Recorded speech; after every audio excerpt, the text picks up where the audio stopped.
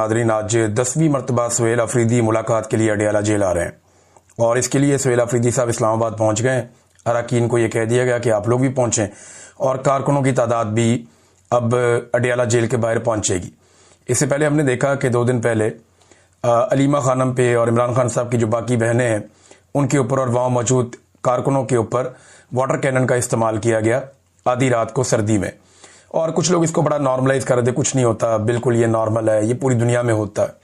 तो ठीक है, जो जो चीज़ जहां जहां दुनिया में बुरी होती है वो सारी इकट्ठी करके पाकिस्तान में ले आए, और जो अच्छी चीज़ें दुनिया में होती हैं वो कभी भी उसको काबिल तकलीद हम नहीं समझते। अब ये जो जर्नलिस्ट इस किस्म के बयानिए बना रहे हैं ना कि कुछ भी नहीं होता, मैंने इनको छोटी छोटी बातों पर मातम करते हुए और चिल्लाते हुए देखा है। ये तत्ते तवे पे बैठ जाते थे जब जरा सा हल्की सी छींक भी नवाज शरीफ साहब को जेल में आ जाती थी। ये मियाँ साहब की जिंदगी की जमानत मांगते थे, ये अदालतों में जाकर गिड़गिड़ाते थे कि नवाज शरीफ साहब को खुदा के वास्ते हमारा नवाज शरीफ हमें वापस कर दो। ये काम ये लोग करते थे, लेकिन आज इन्होंने किबला अपना किसी और तरह का बदला हुआ है। इंसानी हकूक के मामलात में इन्हें फिक्र ही नहीं है इस बात की, इनका अपना मामला चलता रहना चाहिए। सुहेल अफरीदी साहब जो हैं वो आज 10वीं मरतबा आएंगे निज़ाम को नंगा करने के लिए। ऐसा लगता तो नहीं है कि मुलाकात करवाई जाए, लेकिन अगर मुलाकात करवा दें तो इससे फर्क कोई नहीं पड़ता, क्योंकि अब आसिम मुनीर साहब इस्तिस्ना भी ले चुके हैं। आसिम मुनीर साहब अपने सारे मामलात कर चुके हैं, उन्हें ऐसा कोई खतरा भी नहीं है, और वो DGI-SPR की एक बड़ी दबंग किस्म की एक प्रेस कॉन्फ्रेंस भी करवा चुके हैं। तो अब मुलाकात होने दें, इससे कोई फर्क नहीं पड़ता। लेकिन मेरे ख्याल में ये जिद का मामला है, वरना इमरान खान की बीवी की तो मुलाकात कम से कम करवा देते, उनकी अहलिया की मुलाकात भी नहीं करवा रहे। बहरहाल सुहेल अफरीदी का और चंद और लोगों का नाम दिया गया है, वो आज 10वीं मरतबा इस निज़ाम के कपड़े उतारने आएंगे। तो निज़ाम जो है वो हर दफा अपना एक कपड़ा खुद ही उतार के उनके कदमों में फेंक देता है। ये हालात हो गए हैं, और ये सियासतदान जो आज ये सारा माहौल इंजॉय कर रहे हैं ना, बिलावल समेत। बिलावल साहब कल दोबारा आए सामने। बिलावल जरदारी ने लाहौर के अंदर कुछ एक्टिविटीज की और उसके बाद कहा जी PTI जो है दहशत गर्दों की तरह बिहेव करती है, तो इनके ऊपर पाबंदी लगनी चाहिए। बिलावल साहब, कराची में असला कौन बांटता था? आपका वजीर दाखिला। गैंग वॉर कौन करता था? Pakistan peoples party. अभी इंडिया ने एक मूवी भी बनाई है वो रहमान डकैत के ऊपर, ये किसका आदमी था? बेनजीर भुट्टो की गाड़ी चलाता था ना, याद है आपको? बिलावल, आपको मैं याद दिलाता हूं ये मिर्जा साहब क्या गुल खिला रहे थे, रहमान डकैत क्या कर रहा था, उजैर बलोच किसका साथी है। ये जो कराची के अंदर एक अंडरवर्ल्ड पूरा काम करता था, किसके लिए काम करता था? खालिद शहनशाह क्यों कत्ल हुआ था और उसके किनके साथ ताल्लुकात थे? तो बिलावल जरदारी साहब दहशतगर्द कौन है और कौन असला और बंदूक इस्तेमाल करता है, सारी दुनिया को पता है। अल जुल्फिकार किसकी थी, ये भी सारी दुनिया को पता है। आप ही की फैमिली ने बनाई थी ना अल जुल्फिकार। क्या कारनामे उन्होंने किए थे? क्या पाकिस्तान तहरीके इंसाफ ने आज तक बंदूक उठाई? एहतजाज उन्होंने जरूर किया, एहतजाज किया, मुकाबला किया। एक आदमी आप ऐसा नहीं दिखा सकते जिसको पाकिस्तान तहरीके इंसाफ ने गोलियां मारी हो, या किसी एहतजाज में उन्होंने गोलियां चला दी हो, या कहीं पे उन्होंने हमला कर दिया। एहतजाज करने वो जरूर गए कहीं पे। लोग जब एहतजाज करने वालों पे गोली चलती है, आंसू गैस चलती है, तो लोग रिटेलिएट करते हैं बाद औक़ात, लेकिन गोली किसी ने नहीं चलाई। ये तुर्रा इम्तियाज जो है ये पीपल्स पार्टी को तो हासिल है, MKM को भी हासिल है, कई और जमातों को हासिल है। तहरीके लब्बैक वालों ने भी काफी मार कुटाई की है, लेकिन PTI ने वो नहीं किया। तो बिलावल ना बताएं दुनिया को कि दहशतगर्दी क्या होती है और दहशतगर्द किस तरह के होते हैं, उनका तो ये बनता ही नहीं है बताना। और अब वो पाकिस्तान तहरीके इंसाफ के ऊपर पाबंदी के बहाने इसलिए ढूंढ रहे हैं कि इन्हें ये समझ आ गई है कि पाकिस्तान तहरीके इंसाफ को मैदान में शिकस्त देना नामुमकिन है। लिहाजा मैदान में शिकस्त देने की बजाय बेहतर यह है इनको मैदान से ही आउट करो। उसके लिए गेम की जा रही है, देखते हैं क्या करते हैं। 12 सुहेल अफरीदी साहब जाएंगे और फिर दोबारा खबर बनेगी, दोबारा वो धरना देंगे, बैठेंगे, शोर मचाएंगे। जो भी एक्टिविटी 2 दिन पहले हुई वो भी सारी दुनिया ने देखी और ये भी सारी दुनिया देखेगी।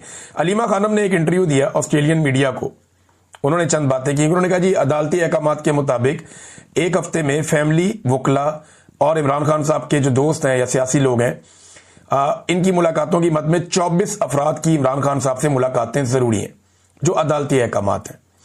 लेकिन ये पिछले 1 साल से मुलाकातें महदूद कर रहे हैं। ये पहले 6 फैमिली मेंबर से 3 पर और 3 से फिर 1 पर और फिर बिल्कुल मुलाकात पर पाबंदी पर पहुंच गए हैं, ये अलीमा खानम ने कहा।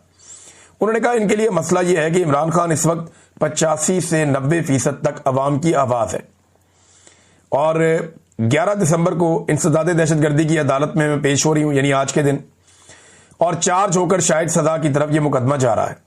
मेरे ऊपर इल्जाम यह है कि इमरान खान का पैगाम मैंने कौम तक क्यों पहुंचाया, और इमरान खान का पैगाम यह था कि कौम अपने हुकूक के लिए, जमहूरियत के लिए, रूल ऑफ लॉ के लिए खड़ी हो जाए। ये जनाब अलीमा खानम ने इंटरव्यू दिया। एक और बात उन्होंने कि इमरान खान ने पैगाम भेजा कि आसिम मुनीर का ज़हनी तवाज़ुन दुरुस्त नहीं है, अगर मुझे या बुशरा बीबी को कुछ हुआ तो तनहा इसका जिम्मेदार आसिम मुनीर होगा और किसी पे जिम्मेदारी नहीं आएगी। ये अलीमा खानम ने बैनुल अक़वामी मीडिया को इंटरव्यू दिया, काफी वायरल हो रहा है ये इंटरव्यू। और इसके अलावा एक और जनरल नईम लोधी साहब हैं, उन्होंने एक ट्वीट किया है। आप जरा इसके ऊपर गौर करें तो आपको अंदाजा हो जाएगा कि कितनी सिंपली उन्होंने वो सारी चीजें कौम के सामने रख दी हैं जो इतने लंबे अरसे से एस्टेब्लिशमेंट को समझ नहीं आ रही। अब ये रिटायर्ड जर्नैल हैं, ये कहते हैं आज अगर आप डिप्लोमेसी डिप्लोमेट्स के हवाले कर दें, मईशत इकोनॉमिस्ट के हवाले कर दें, सियासत सियासतदानों के हवाले कर दें, बातचीत कबायली बड़ों और सियासतदानों के हवाले कर दें और अपने काम पर तवज्जो मरकूज करें, अगर 6 माह में सब ठीक ना हो जाए तो आप कहिएगा।